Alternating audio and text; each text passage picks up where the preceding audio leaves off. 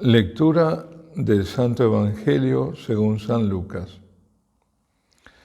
En aquel tiempo los pastores fueron corriendo hacia Belén y encontraron a María y a José y al niño acostado en el pesebre. Al verlo contaron lo que se les había dicho de aquel niño.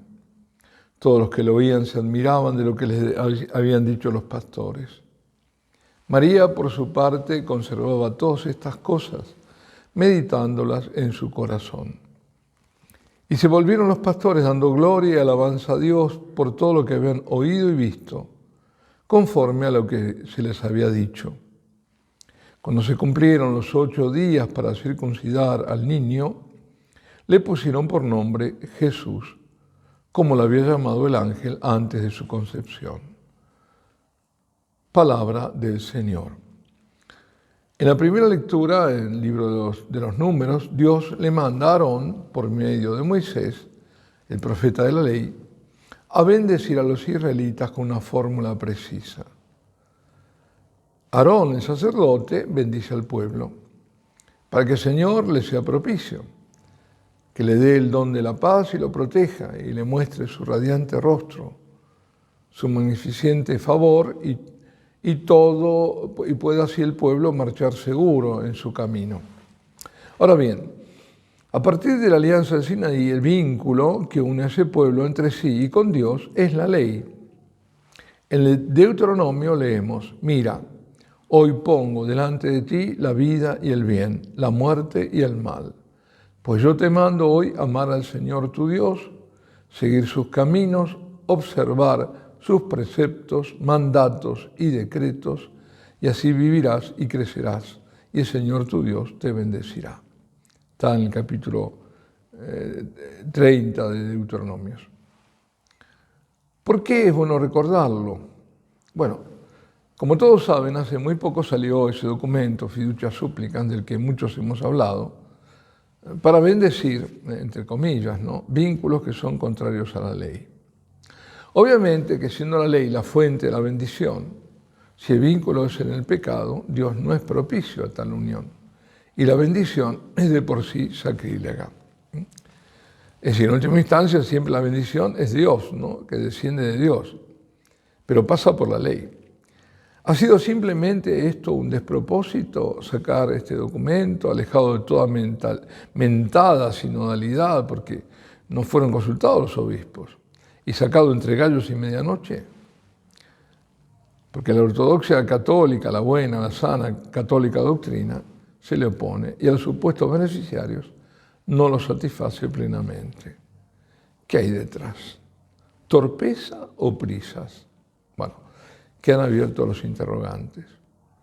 En la segunda lectura, en su carta a los Gálatas, el apóstol les recuerda que Dios envió a nuestros corazones el Espíritu de su Hijo que clama: Abba, Padre. Por la gracia infinita de la redención, obrada por Cristo, el unigénito Hijo de Dios, nosotros recibimos, por medio del bautismo, la gracia también infinita de la filiación de Dios, por obra del Espíritu Santo, que nos es dado. Si nos volvemos hijos de Dios, hijos en el Hijo. Pues al recibir tal gracia, nuestro deber es, ¿cuál? Responderle, cumpliendo en todo lo que Dios nos manda y enseña. Dios tanto nos bendice por el amor que tiene a estas pobres criaturas, que elevó a la humanidad por el sacrificio de su Hijo hasta su mismo trono. Y primera de todos en ser elevada es María, la Santísima Virgen y Madre. María, que no se hizo santa, porque se dijo por ahí que no nació santa, se hizo santa. No. María no se hizo santa, sino que nació santa y permaneció santa. Bueno, aparte del inicio civil del año, el calendario, hay otros acontecimientos litúrgicos que celebramos hoy. Primero, claro, la solemnidad de María, Madre de Dios. Además, el último día de la octava de Navidad y la Jornada de la Paz. Habría un cuarto acontecimiento que ha sido trasladado al día 3 y la circuncisión del Señor, que se lo conoce como memoria del Santísimo Nombre de Jesús. Y eso está justamente en el Evangelio de hoy, donde dice que el 8º día se lo circuncidó y se le dio el nombre de Jesús como lo había llamado el ángel antes de la concepción. Pues en este año tan convulsionado, fuera y dentro de nuestra iglesia, donde una guerra se sumó otra guerra, en la cual nuestros hermanos cristianos palestinos, juntos a sus connacionales, están siendo aniquilados, devastados, ante el silencio universal, hablar de paz, trabajar por la paz, deteniendo las masacres, es urgente. Para que no se me atribuyan intenciones que no tengo, digo que absolutamente condenables fueron los atroces asesinatos cometidos por los terroristas palestinos. Eso clarísimo. Pero la respuesta no fue a los terroristas, sino a todo un pueblo, y en ese pueblo están los cristianos no beligerantes, están los niños, están gente que no participa de eso y que son, en definitiva, víctimas, están entre dos fuegos. Lo malo, lo atrozmente malo, no puede justificar lo peor, lo aberrante. La paz, la verdadera paz, solo puede venir de Dios. La paz es un don mesiánico que la trae Jesucristo. Por eso el remedio de Jesucristo, el anticristo, va a traer una falsa paz, ¿no? Por la cruz de Cristo nos viene la paz. Es la paz de quien muere perdonando a sus enemigos, de quien manda a orar por los enemigos, incluso amarlos y no odiar. Habéis oído que se dijo ojo por ojo y diente por diente, ¿no? Está en el capítulo 5 de Mateo. Pero nos está diciendo no seáis vengativos. Aunque vemos que la espiral de odio lleva ya no a ojo por ojo, sino a ojo por diente. Tú me sacas un diente, yo te saco un ojo, ¿no? Bueno, el Salmo en su antífona y la primera lectura nos hablan de la bendición de Dios. No es posible vivir sin la bendición de Dios. Y Él la da a sus amigos. El que odia no es amigo de Dios y por Él no es bendecido. La paz es bendición, ¿no? Pero los dones, y es un don, hay que conquistarlos. Y se lo conquistan mediante la aceptación de su ley. Mediante el obrar de acuerdo al amor y por la oración. La oración. La oración que trae la paz de Dios es la oración del humilde, de un corazón purificado. Por eso la paz y la oración requieren la reconciliación. Ante todo, reconciliarse con Dios. Para nosotros esto es un sacramento, la llamada confesión. La confesión debe ser frecuente. Estoy seguro que no existe ninguna persona, bueno, no lo digo yo solamente, lo dice la Virgen, ¿no? Sobre todo, ninguna persona en el mundo, por santo que sea, que no necesite confesarse por lo menos una vez al mes. Reconciliarse con Dios, pero también con el otro. No quiere decir que vuelva a ser amigo, pero sí perdonar. Esa es la condición para obtener el perdón de Dios. Y lo rezamos cada día en el Padre Nuestro. Si yo no perdono a quien me ofendió, Dios no me ha de perdonar las ofensas que cometo contra Él, o sea, mis pecados. Oración y reconciliación implican cumplir con la ley del amor. Isaías le da al Mesías el título, entre otros, de Príncipe de la Paz. María es la Reina de la Paz. Y ese título, Reina de la Paz, como todos los otros, le viene de uno fundamental, de su mayor dignidad, la de ser Madre de Dios. Ella es la Teotocos. Así la proclamó el pueblo de Dios antes que la Iglesia lo reconociera en el Concilio de Éfeso. Es el sensus fidelium, sentido de los fieles, inspirados por el Espíritu, que reconoce las grandes verdades de la fe, como la Inmaculada Concepción, también el reconocimiento de Madre de Dios. El pueblo de Dios se adelanta muchas veces a los teólogos. Lo mismo ocurre desde hace tiempo con el título de corredentora. Ahora, ¿por qué se la llama Madre de Dios? Se puede llamar a la Virgen, la más excelsa de las criaturas, sin lugar a dudas, pero siempre criatura, Madre de Dios. ¿De dónde viene ese título que a los demás cristianos, que no sean católicos u ortodoxos, les parece excesivo y hasta escandaloso? Yo todavía recuerdo una discusión que tuve una vez con un taxista en Buenos Aires, un taxista protestante, que decía, "Mira, pero ¿cómo Dios va a tener una madre?" Y no escuchaba razones.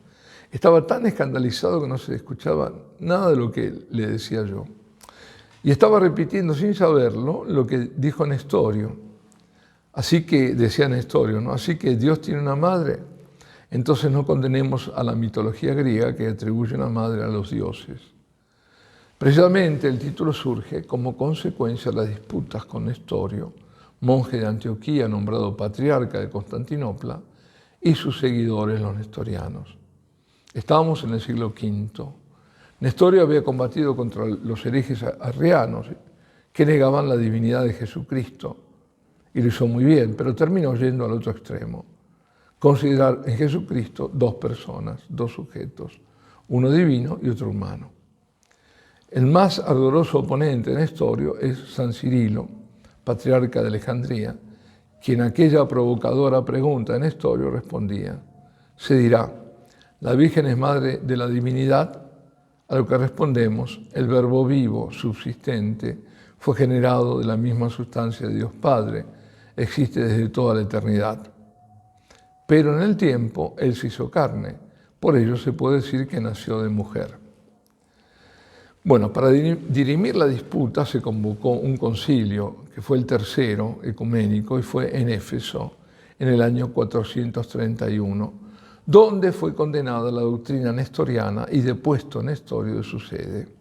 Fue entonces que se proclamó solemnemente a María como la Theotokos, o sea, la que dio a luz a Dios, es decir, la Dei Para en latín. María es madre de Jesús y Jesús es la persona divina que asumió la carne en su seno.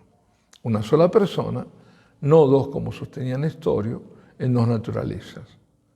Para Nestorio, como digo, eran dos sujetos, dos personas con dos naturalezas. La declaración dogmática del 431 del Concilio de Éfeso afirma que en Cristo están las naturalezas humana y divina en la única persona del Verbo de Dios.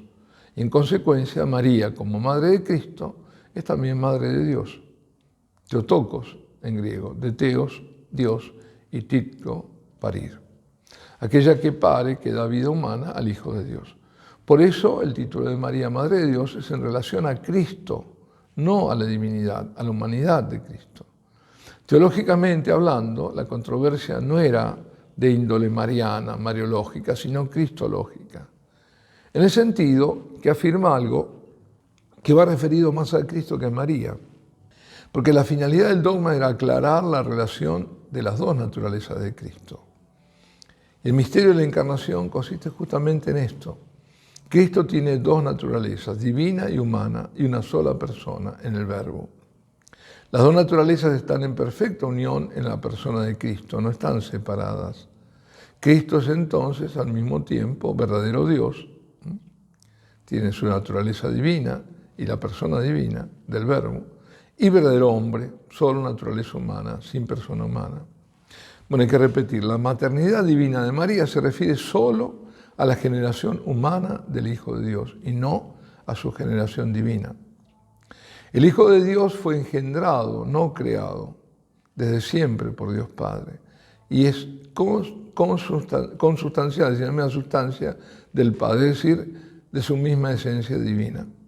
Por eso, en la generación eterna, María no intervino para nada.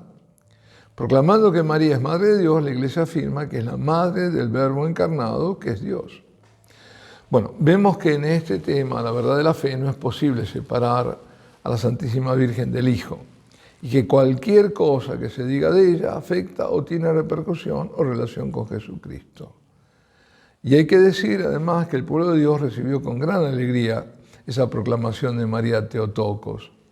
En Éfeso, donde fue el concilio y donde según la tradición la Santísima Virgen pasó los últimos años antes de ser asunta en el cielo, se hicieron procesiones con antorchas en medio del gran júbilo popular. En realidad ese título, Theotokos, venía ya de al menos 2 siglos antes, si no más, porque aparece en las catacumbas romanas y en edificios de Grecia y Turquía. Ya en el siglo III, estamos en el año 200, esto en el 400, ¿no? Lo tenemos en una de las oraciones marianas más antiguas, en Egipto. Es el famoso Subtum Presidium, ¿no? Bajo tu amparo nos acogemos, Santa Madre de Dios. No desoigas la oración de tus hijos necesitados, líbranos de todo peligro, oh siempre Virgen gloriosa y bendita. Hay otras, las traducciones varían a veces, pero siempre dicen lo mismo. Pero lo importante es que dice Santa Madre de Dios, lo está diciendo. El título Madre de Dios, es decir, 200 años antes, ¿no? Es el principal y el más importante dogma sobre la Virgen María. Y todos los demás se derivan o están ordenados a esta verdad de fe. ¿Cuáles son? Bueno, los que conocidos son la concepción inmaculada, la virginidad perpetua, es decir, antes, durante y después del parto, siempre virgen, la asunción, que fue llevada en cuerpo y alma, y estamos muy seguros, esperando el quinto de María Corredentora. María es la elegida desde la eternidad para ser Madre de Dios. Ahora, con cuánta reverencia y con cuánto estupor debemos acercarnos a este misterio. Asombro como el que manifestaba Dante en estos versos, Virgen y Madre, hija de tu Hijo. Todas las generaciones, como ella misma profetizara en su Magnificat, reconocen y proclaman que María es la dichosa, la bienaventurada por la que Dios hizo todo lo que hizo por ella. Es decir, bienaventurada por lo que hizo por mí, ¿no? Eso, todos me llamarán dichosa, bienaventurada. Pero también es bienaventurada y santísima por cómo ella respondió a tan grande gracia. Grandísima fue la gracia, pero también grandísimo fue el mérito de María y su fe. No basta con que el don sea muy grande si luego no hay respuesta, o la respuesta no es la adecuada. En esos casos, tristemente, la gracia pasa o no puede actuar. Fijémonos qué ocurre con la adoración perpetua. Es un gran don también, un don enorme, infinito, pero ¿qué hubiera pasado si ante la propuesta no hubiera habido respuesta? No, bueno, yo una hora no la tomo, no, me gusta, pero... ¿Y qué pasa también si no se defiende por mantener ese don y se deja sin resistencia que se cierre una capilla de oración perpetua? No se la defiende. Bueno, comenzamos el nuevo año bajo la tutela de nuestra Madre, intercesora, consejera, modelo, guía de nuestra vida. Ella, la Madre de Dios y Madre de Misericordia. Y este es el tiempo para hacer un balance del año que pasó. ¿Cómo pasó? Sí, lo sabemos, pasó de todo. Y pasó lo que nunca antes había pasado. Pues, ¿cómo ha sido nuestra respuesta ante todo eso? Primero es bueno repasar todas las gracias, todos los beneficios que podamos descubrir que Dios nos ha dado. Repasar no solo el año, sino toda la vida. Y luego cómo nosotros hemos respondido. Amamos. En todos los casos se manifestó nuestro amor. María, como hizo con pastores y magos, expone a su Hijo para la adoración. También hoy. Acudamos como ellos a adorar al Señor. Allí está la paz que todos añoran.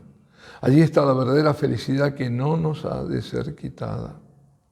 Queridos hermanos todos, que tengan todos un muy feliz y santo 2024. Santo, que ya se ve que nos faltarán ocasiones para santificarnos.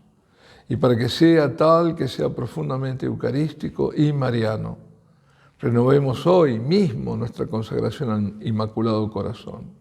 Vivamos la Eucaristía.